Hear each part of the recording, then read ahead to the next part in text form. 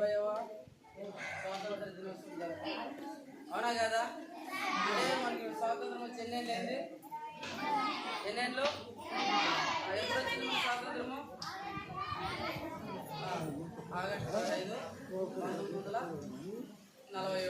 సరేనా?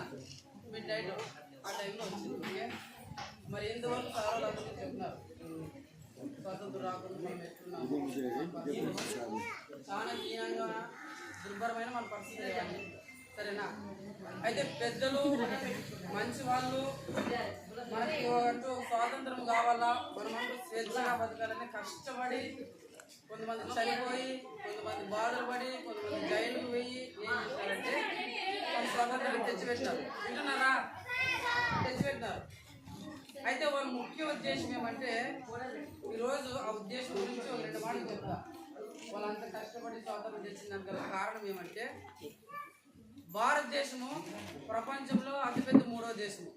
మొదటి Russia, China, తర్వాత మన దేశం. సరేనా?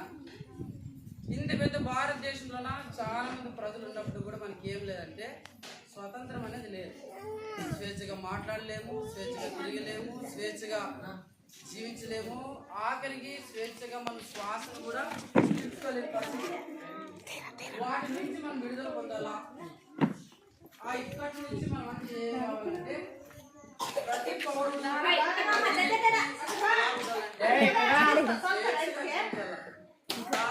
కాళ్ళ మీద నిలబడి ఈరోజు ఎట్లయితున్నామో అట్లా జీవించడానికి కష్టపడినారు అనమాట. కష్టపడినారు, వాళ్ళు స్వాతంత్రం తెచ్చినారు, మనకు అందించినారు. బావి తరాలంతా బాగుండాలని ఆశపడ్డారు. కాబట్టి మనం ఆ బావి తరాల గురించి మాట్లాడుతున్నాం. మనము ఏం చేయాలి? అందించిన స్వాతంత్రాన్ని అందించాలంటే చాలా బాధ్యతయుతంగా వీడియో చేస్తున్నాం. అట్లా మనం ఏం చేయాలంటే